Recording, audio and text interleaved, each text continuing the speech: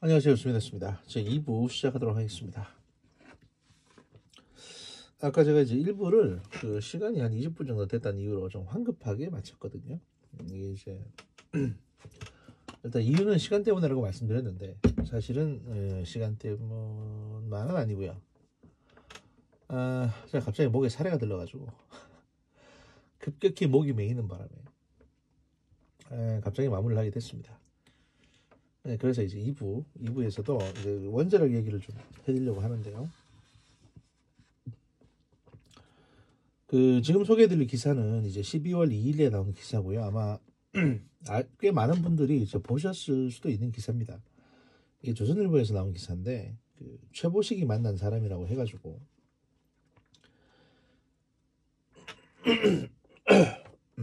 그 제목을 보면 이제 탈원전 뒤로 직원 사표를 매일 5명 꼴로 받았다. 내가 죄인 같았다라는 제목의 이제 기사입니다. 물론 조선일보 쪽에서 나온 얘기고 그 다음에 이 인터뷰를 한 사람도 그 김성원 전 두산중공업 부사장, 진짜 나이가 47살인데 전 두산중공업 부사장이기 때문에 어떻게 보면 원전 마피아로 분류될 수 있는 사람입니다. 산업계 사람이니까. 원자력 산업계 관련 인사이기 때문에. 그렇기 때문에 이들의 어떤 그 워딩이나 표현 자체는 상당 부분 이제 현 정부의 적대적일 수 있습니다. 그리고 의도적으로 그렇게 작성된 기사일 수 있습니다. 그러나 제가 이 기사를 소개해드리는 이유는 뭐냐면 워딩이나 표현이 적대적일 수 있지만 이 안에 팩트는 만들어낸 건 아니라는 거죠. 고의로 만들어낸 팩트가 아니라 있는 그대로의 좀 주목할 만한 팩트가 몇 개 있었기 때문에, 몇 개 발견됐기 때문에 제가 이 기사를 소개해 드리려고 하는 겁니다. 일단은 뭐 좀 읽어 내려가면서 설명을 드리겠습니다. 그 두 달 반 전에 김성원 두산중공업 부사장은 사직을 했다. 그는 문재인 탈원전이 어떤 재앙을 몰고 왔는지를 증언하기 시작했다. 일단 표현부터가 좀 싸하죠. 그 김성원 전 두산중공업 부사장은 그 당시 산업통상자원부 장관도 이렇게 급격한 원전 축소로 갈 줄은 몰랐다는 식으로 말했다고 전했다. 당시 산자부 장관은 이제 백운규라고 해서 그 신재생에너지 쪽에 전공을 한 이제 그 한양대 교수 출신의 인물이었습니다. 그 보면은 이제 기자가 물어봅니다. 이게 질의응답 형태로 만들어져 있기 때문에 그래서 최보식 기자가 먼저 물어봅니다. 문재인 대통령은 취임 한 달을 맞은 날 고리 1호기 영구정지 선포식에서 전격 탈핵 선언을 했다. 건설 중인 신고리 5, 6호기 재검토와 신규 원전 건설 계획 전면 백지화를 밝혔다. 대기업은 나름대로 정보망이 있는데 이를 얼마나 예측했나? 라고 묻습니다. 그랬더니 이제 김성원 전 부사장이 답변을 하기를 그 문재인 대통령이 이제 후보 시절 공약을 했기 때문에 우리가 준비하고 있던 신한울 3, 4호기 건설이 마지막이 될 것 같은 예감은 있었다. 여기서 신한울 3, 4호기는 이전 정부에서 결정했던 그 총 이제 8개 정도의 짓는 이제 원자력 추가 건설 계획에서 가장 마지막 플랜에 해당됩니다. 첫 번째 시작은 이제 신고리 5, 6호기를 시작으로 해가지고 신한울 3, 4호기까지 해서 한 6개에서 8개 정도를 짓는 걸로, 왜냐면 미래 전력 수요에 대비하기 위해서 추가 건설하는 걸로 이제 계획이 잡혀 있었죠. 그랬는데 이제 중간에 끼어들어서 죄송합니다. 김성원 부사장의 어떤 워딩에 따르면 우리가 준비하고 있던 신한울 3, 4호기 건설이 마지막이 될 것 같은 예감은 있었다. 그런데 23%나 진행된 신고리 5, 6호기를 건드리고 신규 원전 계획 전체까지 백지화할 줄은 몰랐다. 정상적 의사결정 과정을 거쳤으면 사전에 정보를 입수했을 것이다. 하지만 지금까지도 모르겠다. 산자부 장관과 청와대 참모들을 백방으로 접촉했지만 다들 유체이탈 화법을 썼다. 그래서 기자가 묻습니다. 유체이탈 화법이라는 게 무슨 뜻인가? 라고 답변을 합니다. 당시 산자부 장관을 2번이나 만나 원전 건설 백지화는 우리만 아니라 해외 업체도 걸려 있다고 하소연하자. 여기서 이제 해외 부품 납품 업체들이 꽤 있거든요. 그래서 이제 그 업체들도 다 지금 손해를 보게 됐다라고 하소연을 하니까 산자부 장관이 이렇게 답변했답니다. 우리가 얘기했던 에너지 정책은 이렇게 급격한 원전 축소는 아니었다 라고 말했답니다. 또 이제 두산 측의 관계자가 김경수 경남지사를 만나서 신한울 3, 4호기 건설까지는 하도록 해달라고 사정을 하자 그 김경수 경남지사가 뭐라고 했냐면 당시에는 경남지사는 아니었죠. 2017년 5월달에는 김경수 씨는 이제 최측근이었는데 뭐라고 답변했냐? 청와대 참모도 대통령에게 이 안건에 대해서 말 못한다라고 했답니다. 그래서 기자가 묻습니다. 의아해서 청와대 비서실에서 탈원전 계획을 담당하는 파트는 어디였나? 라고 물으니까 그 직무 영역으로는 당시 김수현 사회수석실이었지만 그도 담당 비서관에게 탈원전 관련 보고를 안 받았고 대통령에게 보고할 엄두를 못 냈다고 한다. 탈원전에는 고리원전 영구정지, 원자력 안전위원회 점령, 신고리 5,6호기 공론화, 월성 1호기 폐쇄 등의 치밀한 시나리오가 있었다. 우리가 수집한 정보로는 공식 라인에서 이런 계획이 나온 것은 아니었다. 라고 답변했다는 겁니다. 그러니까 공식 청와대 비서실 라인에서 이런 치밀한 계획을 짜서 진행을 한 게 아니라는 거죠. 그럼 뭐 어디겠습니까? 양이원영이나 이현석이가 주도하는 이제 반원 환경단체 여기서 하고 싶어 했던 거를 갖다가 대통령이 받아줬다는 겁니다. 그렇게밖에 해석이 안 됩니다. 그래서 기자가 물어봅니다. 신고리 5,6호기 건설을 중단시켰지만 공론화위원회를 거쳐 재개할 수 있었다. 그러나 6달 공사 중단에 대한 손실이 발생했을 텐데 얼마나 되나? 라고 물으니 한수원이 이제 두산중공업의 주요 협력업체의 직원 인건비와 자재 보관비 등 1,003억 원을 보상해줬다. 직접 손실은 그렇다 치고 6개월간 두산중공업은 한수원에 납품을 못해서 1조 원 가량의 유동자금이 막혔다. 사람으로 치면 피가 안 통한 것이다. 경영상 어려움이 컸다. 그래서 기자가 묻습니다. 만약에 공론화위원회에서 공사 중단 결론이 났으면 어떻게 했을 것 같냐? 라고 물으니까 신고리 5,6호기는 4조 원 규모 사업이었다. 그게 날라갔으면 두산중공업은 문 닫아야 했다. 재개할 수 있어 한숨은 돌렸지만 원래 해오던 공사를 못하게 했다가 다시 해주는 걸 고맙다고 할 수는 없었다. 당연히 계약 때문에 그런 거니까요. 원자력 안전위원회는 이미 규제기관에서 통과한 설계안을 변경하라고 요구했다. 설계안 변경부터 추가 경비가 들어가기 시작했다. 철근을 5개의 철근을 넣는 거를 8개를 넣으라는 식이었다. 우리가 보기에는 불필요한 공사를 더 해야 했다. 그때 분위기에서 민간기업이 어떻게 다른 소리를 낼 수 있겠나. 그래서 시키는 대로 했다. 그래서 기자가 묻습니다. 대통령의 법적 권한에 민간기업의 진행사업에 대한 중단 검토 지시가 들어있다고 보나? 라고 물어봅니다. 그랬더니 답변을 합니다. 전력수급 기본계획이란 연도별로 전기 수요와 공급 등을 어떻게 하겠다고 국민들에게 약속하는 법정 계획이다. 이에 따라 신고리 5,6호기는 건설 중이었고 신한울 3, 4호기는 예정돼 있었다. 법으로 정해놓은 원전 계획을 대통령이 마음대로 뺄 권한은 없다고 본다. 직권남용이 아닌지 반드시 소송을 할 것이다. 라고 답변합니다. 그러니까 이제 탈원전 정책 관련해서 아마 조만간 이 탈원전 정책 결정에 대해서 소송이 들어갈 가능성이 높습니다. 직권남용이라는 식으로 소송이 예정되어 있는 것처럼 보이고요. 4대강 관련해서 소송이 들어갔었죠. 그래서 지금 재판 받고 있듯이 탈원전 정책도 반드시 그런 소송이 들어가게 될 겁니다. 그래서 기자가 다시 묻습니다. 정말 시한폭탄은 신한울 3, 4호기 백지화라고 들었다. 건설 예정지인 울진은 이에 맞춰 도시발전 계획을 세워놓았다가 낭패를 봤는데 라고 물어봅니다. 그때 답변을 합니다. 두산중공업도 신한울 공사 계획에 맞추려고 주요 기자재를 외국 업체에 미리 발주해 놓았다. 4,900억 원 상당의 투자가 이루어졌다. 제작해놓은 기자재 보관 비용까지 합치면 백지화될 경우 매몰 비용이 7천억 원 발생한다. 그래서 이제 기자가 다시 묻습니다. 이런 손실 부분은 원전 사업 발주자인 한수원에 청구해야 하나? 라고 물어보니 이 김 전 부사장이 답변을 합니다.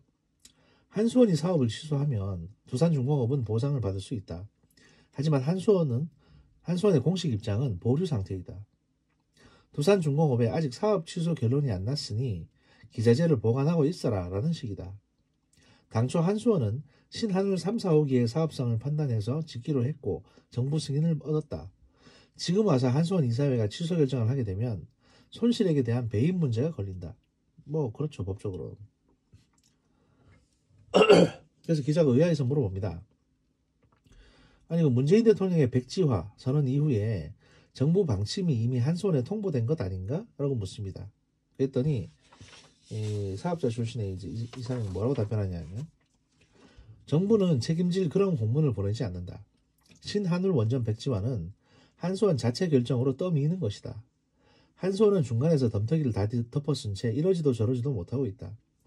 한수원에서는 차라리 두산중공업이 소송을 걸어주기를 내심 바란다. 그러면 정부의 책임을 미룰 수 있고 소송에 져서 보상하더라도 배임에서 자유로워지기 때문이다. 그래서 기자가 다시 묻습니다. 그럼 두산중공업이 한수원을 상대로 소송을 제기하면 되지 않나? 라고 물어보니 답변이 뭐냐면, 소송을 하면 손해보상은 받겠지만 신한울 3, 4호기 건설은 포기하는 것이 된다. 이 공사를 기다려온 수백여 개의 협력업체는 모두 문을 닫아야 한다. 그러니까 신한울 3, 4호기 공사를 지금 상태가 어떻게 되겠냐면, 문재인 대통령은 이걸 백지화하겠다고 선언을 해버렸습니다. 그런데 그 이전에 법정 계획에서는 이건 해야 된다고 정부에서 공인을 했었거든요. 그래서 법제화시켜서 발표까지 한 겁니다. 그런데 문재인 대통령은 자기 선언으로 그냥 이거 안 하겠다고 해버린 거죠. 그랬는데 정부에서 공식적으로 한수원에 신한울 3, 4호기 건설 계획을 취소한다라는 공문을 안 보낸 겁니다. 아직까지. 무슨 뜻인지 아시겠죠? 대통령이 선언을 했는데 신한울 3, 4호기는 공식적으로는 취소된 게 아니에요. 그냥 이 상태로 중간에 붕 떠 있는 겁니다. 그러니까 한수원이 생각하는 건 뭐냐? 만약에 정권이 바뀌고 나서 다시 할 수 있지 않을까? 그러니까 그냥 시작하면 되거든요. 왜냐면 아무것도 달라진 게 없으니까 바로 공사 재개하면 됩니다. 그리고 청와대는 뭐냐? 청와대 입장에서는 대통령이 선언했는데 한수원 쪽에서 공사 취소를 결정해라라고 좀 등 떠밀고 있는 겁니다. 한수원 이사회에서 니들이 결정해라. 그렇게 되면 그 결정하는 한수원 이사회는 전부 다 한수원 주주들로부터 업무상 배임죄에 해당하는 손해배상 소송을 당하게 됩니다. 거의 수천억 단위를 물어내야 돼요. 그 이사분들이. 걔들이 왜 하겠어요, 이거를. 지들이 책임져야 되는데. 그러니까 못하고 그냥 이러지도 못하고 저러지도 못하고 있는 겁니다. 그럼 그 상황을 설명하고 있는 겁니다. 그러니까 지금 현 정부가 하는 짓거리가 얼마나 합법적이지도 않고, 그러니까 현실 자체를, 이게 5년 동안 사실 대통령이 이런 선언 한마디 해가지고 탈원전하겠다고. 저 앞으로 이제 2년 반까지 예상되는 전체 5년 동안 원전에 관련해서 아무것도 못하고 지금 공중에 붕 떠 있는 거예요. 취소도 못하고 진행도 못하고. 그 사이에 SK는 LNG로 떼돈을 벌고 있죠. 이건 범죄입니다. 그냥 방조하는 거예요. 국익이 손상되는 거를. 22조 들여서 강판 4대강 그래도 땅이라도 팠지. 이거는 공사 지금 못하고 계속 손해만 보고 있잖아요. 그래서 기자가 다시 묻습니다. 작년에 한수원 이사회는 월성 1호기 조기 폐쇄도 결정했다. 취임 초 문재인 대통령이 설계 수명이 다한 월성 1호기를 가동해 온 것은 선박 운항 설령을 연장한 세월호와 같다라고 말했기 때문이다. 하지만 월성 1호기는 7천억을 들여 핵심 부품과 설비를 다 교체한 뒤 연장 심사를 통과했다. 무지에서 비롯된 대통령의 한마디에 7천억 원이 날아가 버린 것인데 라고 묻습니다. 그랬더니 답변을 하기로, 두산중공업 사람이, 이건 뭐 자기 일은 아니니까, 새 차를 사는 것보다 고쳐서 쓰는 것이 더 나을 수 있다. 두산중공업으로서는 원전 수명을 연장하는 국내 첫 사업이었다. 멀쩡한 원전을 그만 돌리라고 하니 모든 손실은 한수원에 떠넘겨졌다. 예, 뭐 그런 겁니다. 그래서 7천억이 날아갔습니다, 지금. 근데 그것도 아직 공식 결정이 안 됐습니다. 그러니까 아마 정권 바뀌고 나면 월성 1호기도 다시 돌릴지도 몰라요. 이게 뭐 하는 짓거리입니까, 도대체? 한번 정리는 맨 마지막에 다시 한번 해드리겠습니다. 기자가 다시 묻습니다. 현 정부에서는 22조 원 규모의 영국 원전 수주도 이상하게 깨졌다. 영국 원전 사업의 우선 협상 대상자로 한전이 선정된 2017년 말, 바로 그날 밤에 조환익 한전 사장이 사표를 냈다. 8개월쯤 지나 한전은 우선 협상 대상에서 지위를 잃었다. 대체 무슨 일이 발생한 것인가? 이게 어떤 일이냐면요. 그래서 답변이 나옵니다. 조환익 사장이 청와대와 교감 없이 영국 원전 수주를 너무 빨리 완수해버렸다. 언론에 조 사장의 작품으로 보도되자 청와대에서는 문 대통령의 공으로 돌아가야 할 영국 원전 수주를 한전 사장이 갖고 갔다며 굉장히 언짢아했다. 조 사장 관련 정보 보고가 청와대로 올라갔다고 한다. 이런 기류를 아는 김종갑 한전 사장은 22조 원짜리 영국 원전 투자의 리스크가 너무 크다라고 최근에 말한 바 있다. 그러니까 조환익 사장 이 후임자가 이제 지금 김종갑 한전 사장인데, 앞선 조환익 사장이 그 2017년 말에 영국의 원자력 발전소 건설 수주를 따냅니다. 그러니까 현 정부에서 탈원전 선언한 지 불과 3개월 뒤에. 이러니까 이거 뭐야? 이렇게 되는 동시에 저건 대통령이 따는 걸로 해야지 왜 한전 사장이 저기에 대한 어떤 영광을 가져가냐 해가지고 조환익 사장을 까는 저 사람의 비리가 많다는 정보 보고가 청와대로 올라갔다는 거죠.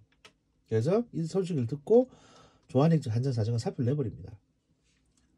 그래서 후임자는 이걸 이어받을 수가 없잖아요. 왜냐하면 후임자 사장이 들어왔는데 이 사업이 이 22조짜리 사업을 넘겨받아가지고 이제 완성을 하게 되면 자기도 날아갈 거 아닙니까? 그러니까 자기 모가지 지키겠다고 대통령 체면 세워주겠다고 22조짜리 사업을 그냥 방치해뒀다가 결국에는 날아가 버렸습니다. 결국엔 탈락했어요 우리가. 그러고 나서 이제 언론에는 22조짜리 영국 원전 투자의 리스크가 너무 크다는 식으로 얘기하고 다녔죠. 이걸 또 민주당의 홍익표 의원은 그대로 받아가지고 원자력 발전소에 대해서 제대로 알지도 못하는 인간이 이게 원래 문제 많은 사업이었다는 식으로 언론 플레이를 한 겁니다. 팩트는 뭐다? 22조짜리 사업이 그냥 체면치레 때문에 날아간 겁니다. 그래서 기자가 묻습니다. 혹시나 해서. 그런 투자의 리스크가 있었던 것은 사실 아닌가? 영국의 담당 장관이 방한해가지고 수익 보장 방식에 대해 협의할 수 있다며 적극적으로 임했지만 이미 물 건너간 뒤였다. 정부에서 신중하게 협상하라고 하면 공기업이 왜 눈치를 못 채겠나? 이 영국 원전 사업은 산업혁명의 발생지이자 이제 그 원전의 상업 원전을 최초로 가동시킨 한국의 대한민국의 원자력 발전소 모델을 짓는다는 점에서 굉장히 상징적인 일이었습니다. 22조는 이제 둘째 문제고, 그러니까 원전의 종주국에 우리 기술로 원전을 짓는 거예요. 얼마나 이게 상징적인 일입니까?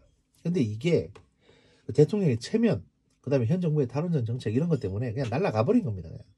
포기했어요. 어떤 새끼 정보 보고 듣고 이런지 모르겠지만. 그래서 22조를 그냥 날렸습니다.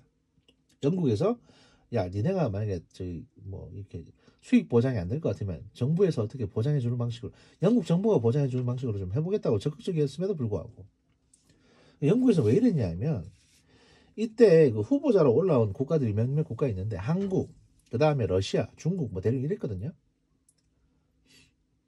근데 이건 에너지 분야 사업이고 에너지 기밀이기 때문에 러시아나 중국 같은 이런 이제 동구권 기술 쪽 그 업자한테는 영국 정부가 도저히 넘겨줄 수가 없었습니다. 이 사업권은. 그래서 가급적이면 서방 기술에 해당되는 국가들에게 넘겨주고 싶었고 그게 한국이었습니다. 근데 우리가 그걸 걷어차버린 거죠. 영국이 오라고 했음에도 불구하고. 등신 같은 짓 한 거죠. 그야말로. 그래 놓고는 2018년 말에 문재인 대통령이 아르헨티나로 떠나면서 경유지로 체코 프라하를 택했습니다. 청와대는 원전 세일즈를 하러 가는 것이라고 발표를 했습니다. 체코 원전은 오랫동안 말만 있었을 뿐 사업 계획이 확정된 것은 없었는데 또 방문 당일에는 체코 대통령의 외유 일정이 잡혀 있어서 정상 만남이 불가능했습니다. 그래서 체코 방문은 김정숙 여사의 프라하 관광을 위해서라는 의혹이 제기됐는데 이게 맞냐라고 물어봅니다. 기자가. 그랬더니 답변이 뭐냐? 청와대에서 원전 세일즈 방문을 하니 준비해달라고 통보가 왔을 때 두산중공업의 첫 반응은 왜 체코냐? 였습니다. 체코는 원전 세일즈를 이슈로 방문할 나라는 아니었기 때문입니다. 체코 대통령을 만날 수 없다는 것도 사전에 보고된 상태였습니다. 어쨌든 우리는 현지에서 문재인 대통령과 자리를 위해서 체코 원자력 관계자들을 사정사정해서 모아놨습니다. 나중에 체코 관계자들이 너희 대통령이 왜 하느냐고 물었다고 합니다. 왜냐하면 대통령이 그 사람들 만나가지고 별 얘기 안 한 거죠. 그 방문 뒤로 체코와 원전 관련 논의는 전혀 없었답니다. 그러니까 체코에 원전 세일즈하러 간 게 아닙니다. 다시 기자가 묻습니다. 현 정권에서는 UAE의 바라카 원전의 장기 정비 서비스 및 서비스 계약도 장기 정비 및 서비스 계약도 무산됐다.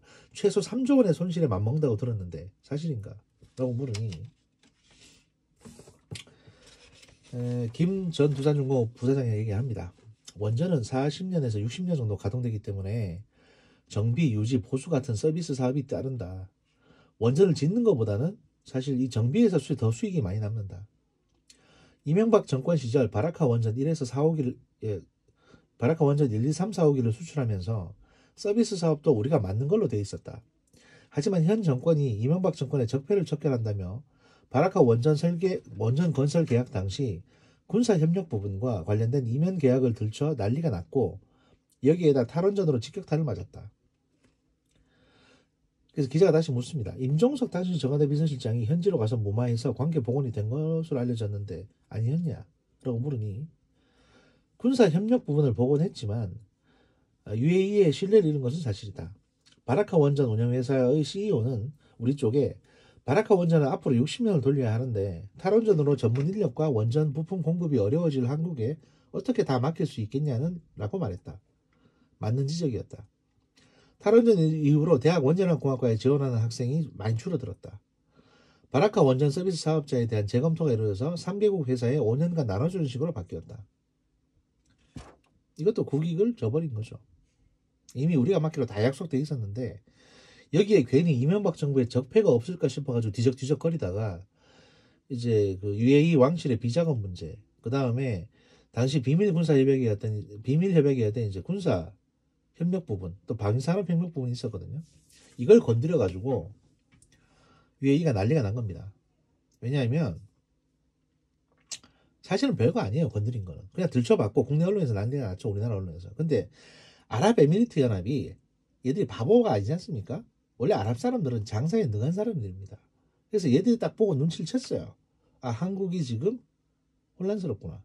그래서 잘만 하면 한국 뒤통수 쳐가지고 우리가 UAE가 돈을 더 벌 수 있겠다는 생각을 하게 된 겁니다.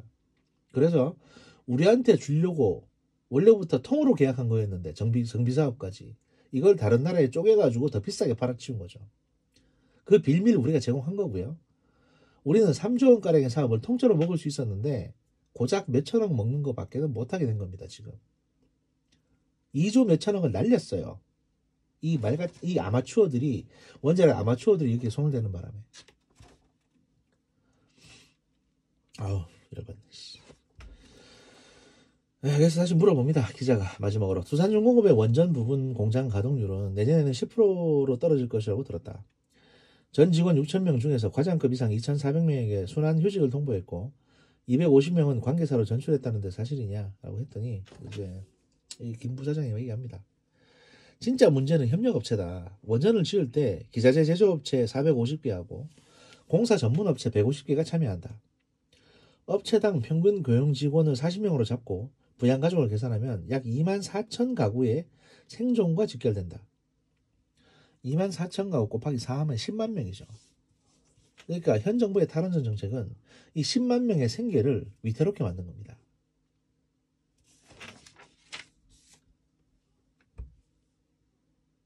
그러고 뭘 얻었냐? SK는 LNG 사업으로 다수의 돈을 얻어갔고요. 현 정부는 한전 적자를 그냥 바라보고만 있습니다. 그리고 이거를 제대로 알려드려야 할 대다수의 진보 팟캐스트들은 이거는 원전 탈원전 정책 때문에 적자가 나는 게 아니고 국제연료비 상승 때문에 적자가 난다고 얘기를 합니다. 그 국제연료가 뭐냐? LNG입니다. 탈원전 멈춰놓고 LNG 발전을 하니까 그걸 LNG 갖다 쓰니까 당연히 전기료가 올라가니까 이게 탈원전 때문이지 LNG 때문입니까? 그러면서도 제대로 얘기 안 합니다. IM 피터, 그 다음에 이동형, 김용민, 김어준 다 똑같은 얘기를 합니다. 앞뒤 다 자르고 그 사람들은 원전에 대해서 하나도 몰라요. 원자력 정책에 대해서도 모르고 에너지 정책에 대해서도 모릅니다. 저는 그걸로 박사학위 받은 사람입니다. 그 정책 분석으로. 그래서 있는 그대로 말씀드리는 겁니다. 사실 이거는 여기에 대해서 제대로 대응을 못한 청와대 비서진도 문제지만 문재인 대통령도 어떻게 보면 가장 큰 죄를 저지른 겁니다. 이 부분에 대해서만큼은. 왜냐하면 문재인 대통령이 몇 번 선언적으로 얘기를 했어요. 그 개떡 같은 영화 판도라 보고 나서, 판도라 완전 공상과학 영화입니다. 그런 식으로 폭발 안 합니다. 그런데 그거 보고 나서 원자력은 정말 무섭군요라고 얘기하고, 월성 1호기 폐쇄한답시고 저거는 세월호와 같다는 식으로 얘기하고. 그러니까 누가 문재인 대통령에게 옆에 붙어가지고 이 원자력에 대해서 계속 잘못된 정보를 심어주는 사람이 있었던 겁니다. 전 그걸 환경단체라고 생각합니다. 양이원영이나 이현석이나 이런 몇몇 사람들, 현 정부 들어서 원자력 유관기관 재단법인에 들어가서 다달이 300씩 400만 원씩 벌면서 소위 말해서 그 기반이 되는 원자력을 죽이려고 드는 사람들이 있는 겁니다. 그럼 그렇게 하면 돈은 누가 보냐? 가장 큰 돈은 LNG 사업을 하는 SK가 봅니다. 그것도 수십조 단위로 봅니다. 앞으로 이제 정권이 바뀌더라도 이 원전 정책이 다시 제자리로 돌아가서 안정이 되려면 아무리 빠르게 잡아도 한 5년은 걸립니다. 그럼 그 5년 동안 SK는 매년 20조 이상의 돈을 벌게 될 겁니다. SK에 보장된 수익만 최소 100조입니다. 게다가 수소경쟁 한다고 했으니 현대자동차나 이런 회사들에게 추가로 보장된 이익이 더 많겠죠. 100조에서 200조 가량이 대기업으로 보장된 겁니다. 에너지 사업이 그만큼 위험한 겁니다. 그럼 거기에 대한 반사 이득은 누가 보냐? 일단은 SK를 지지해준 김석동 씨나 금융 쪽 사람들, 그리고 김상조 씨 같은 사람들이 아마 퇴임 후에 고문이네, 강연료네 해가지고 돈을 벌 겁니다. 그럼 386한테 떨어지는 건 없냐? 있죠. 소소하게. 386은 태양광으로 벌어먹지 않습니까? 그래서 전남 지역의 평야, 산지, 경북, 경남의 산지들은 지금 벌목이 돼서 나무들이 날아가고 그 지역에 태양광 발전소가 잔뜩 들어왔습니다. 그런데 그 태양광 발전소 아무리 많이 지어도요, 1년 내내 15% 이상의 효율을 낼 수가 없습니다. 아까 일부에서 보셨다시피 EU에서도 그 신재생 에너지가 그렇게 발전했다는 유럽연합에서도 생지랄을 했는데도 불구하고 풍력 11%, 태양광 4%에 불과합니다. 좀 더 극단적으로 말씀드릴까요? 우리나라에서 태양광 발전을 해가지고 국가 전력 소비에 어떻게든 지금 현행 기술로 더 진보된 기술이 나온다 해도 마찬가지입니다. 아무리 노력을 해도 8% 이상 넘어갈 수가 없습니다. 지금 수준은 사실 2%도 안 되고요. 생고생을 하고 돈을 때려 박아도 8%가 못 넘어갑니다. 태양광으로는. 왜냐하면 태양광은 태양이 1년 내내 24시간 태양이 내려쬐는 게 아니거든요. 그러니까 효율이 8%밖에 안 나요. 그러면 1년 내내 전체 발전에서 8%를 태양광으로 한다고 치고 나머지는 뭘로 해야 됩니까? 지금 24%가 원자력인데 이거를 이걸 이전 정부에서는 이걸 30%까지 올리려고 했습니다. 그래서 이전 정부의 계획은 뭐였냐? 태양광, 풍력, 수력 이것저것 다 포함해가지고 신재생에너지 15% 정도로 맞추고 15%를 맞추고 석탄으로 발전하는 거를 한 20%에서 15%, 그리고 이제 원자력 발전소를 한 30%, 그다음에 나머지는 이제 그 천연가스, LNG나 아니면 이제 에너지 절약을 통해 가지고 어떻게든 100%를 맞추겠다는 거였습니다. 그러니까 석탄이나 원자력 발전소가 50%를 차지하는 겁니다. 그리고 태양광이나 다른 신재생 에너지가 15% 정도 되면 나머지 한 25% 정도에서 30% 정도를 LNG가 맞추는 거죠. 원래 이게 원칙이었어요. 근데 지금 상황이 어떻게 되냐? 이대로 내버려 두면 LNG가 50에서 60% 가까이 넘어갈 상황입니다. 이렇게 되면 중동에서 전쟁 한번 나면요, 발전 못합니다. 그래서 이제 현 정부는 수입선 다변화한답시고 미국의 셰일가스를 들이고 있죠. 그런데 제가 지난 시간에 말씀드렸죠. 러시아산이 미국산보다 한 반 정도 싸다고. 근데 미국은 방위비 차원에서 우리한테 자꾸 떠넘기고 있습니다. 셰일가스 물량을. 더 비싸게 주고 사오고 있어요. 지금 미국의 셰일가스를. 이러면서 난리가 2배, 3배로 더 하는 겁니다. 그러니까 결국에는 이게 전부 다 전기요금에 반영이 될 겁니다. 그리고 태양광 진흥시키는 그 발전차익 부과기금이라고 보통 이게 FIT 제도라고 하는데, 피트 제도라고 하는데, 이것도 한 달에 한 10,000원에서 20,000원 정도 추가적으로 전기요금을 붙습니다. 이 발전 제도가 본격화되면. 그러면 현재 수준에서 4인 가족 기준으로 같은 평수를 따졌을 때 우리나라가 4만원, 평균 4만원 정도 한 달에 전기요금이 나오면 일본은 한 달에 평균 12만원이 나오거든요. 그런데 우리가 LNG를 더 높이고 지금 상황보다 더 이게 늘어나게 되고, 그 다음에 그 발전 차익 부과제도에 따라서 신재생에너지 부담 비용 부분을 더 늘리게 되면 우리 전기요금도 일본만큼 될 수가 있습니다. 오히려 더 비싸지겠죠. 일본은 그나마 원자력을 복구해가지고 30%대로 복구하려고 하고 있는데 우리는 있는 원자력도 줄이고 있는 상황이니까 원전 제로가 된다? 그러면 LNG가 한 60%를 차지할 수밖에 없는 구조가 돼요. LNG는 우리 나라에서 나는 자원이 아닙니다. 그거 더 늘리겠다고 지금 미세먼지 핑계 대면서 석탄 발전소를 줄이고 있거든요. 석탄 발전소가 그렇게 더러운 물질이 나오는 줄 아십니까? 석탄 발전소에 있는 굴뚝의 필터로 많은 환경 물질들을 차단합니다. 그럼에도 불구하고 물론 CO2는 나오죠. 그래서 그 CO2를 다시 포집하는 기술까지도, 그래서 CCS니 뭐 무슨 뭐니 해가지고 그 CO2를 다시 모으는 기술까지도 지금 개발 중에 있습니다. 그런데 그런 거 다 없애고 무조건 LNG만 태우겠다는 겁니다. 왜냐? SK가 그걸 원하니까. 제가 그 원자력이 좋아가지고 이러는 게 아닙니다.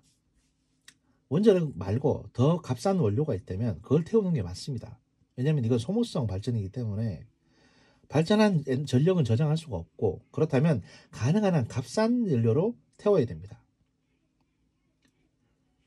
가장 친환경적이고 가장 값싼 연료가 원자력이고요. 근데 원자력은 위험하지 않냐? 봐라, 소련도 사고 났고 미국도 사고 났고 일본도 사고 났지 않냐? 오히려 바꿔 생각해 보세요. 그 선진국들이 다 사고 났는데 우린 지금까지 한 번도 그런 사고 없이 잘 버티고 있습니다. 우리가 세계 최고의 기술을 가지고 있는 겁니다. 그리고 선진국의 그런 사고들을 벤치마킹에서 계속 보완을 해왔기 때문에 우리 쪽에서는 사고 나고 싶어도 사고가 안 나요. 그렇게 중대 사고가. 근데 왜? 무슨 그게 뭐 노예 근성입니까? 식민 근성입니까? 뭡니까? 왜 한국 기술은 그렇게 못 믿고, 한국이 넘버원이라고 하는데도 못 믿고, 어디 한국 사람들, 외국 사람들이, 제가 유튜브 하는데 말씀드리는 건데, 한국 사람들이 비빔밥 먹고 막 넘버원 하는 거는 흐뭇해 하면서 한국 원자력 기술이 넘버원 하는 거는 왜 그렇게 못마땅한 눈으로 바라봅니까? 어떤 분들은 제가 문재인 지지자라고 말씀하시고 뭐 그래도 친문이라고 얘기하시지만 저는 할 말은 합니다. 적어도 이 탈원전 정책에 대해서만큼은 만약에 문재인 대통령이 이렇게 어거지로 위법적으로 사실도 잘 모르고 밀어붙였다는 게 확인이 되면 문재인 대통령은 감옥 가셔야 됩니다. 왜냐하면 지금 유재수나 뭐 조국이나 그 다음에 뭡니까 백원누나 뭐 이런 새끼들이 해쳐먹은 거 이거 몇 푼 되지도 않아요. 이거 다 합해봤자 1조, 2조, 5조도 우습습니다. 안 될 겁니다. 그만큼 돈도. 하지만 정책 하나 잘못해서 에너지 정책 말아먹은 것 때문에 앞으로 5년 동안 우리나라가 져야 될 부담은 100조 원이 넘어갑니다. 이건 누구 돈으로 내실 겁니까? 이거 다 전기요금에 붙고요. 여러 가지 명목으로 세금으로 메꿔야 되는 돈입니다. 불필요한 국부가 그렇게 나간다는 겁니다.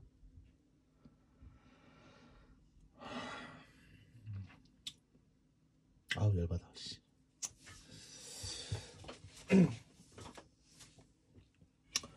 아무튼 제가 김치찌개가 다 된 관계로 제가 밥을 먹고 다시 녹음을 하도록 하겠습니다. 감사합니다.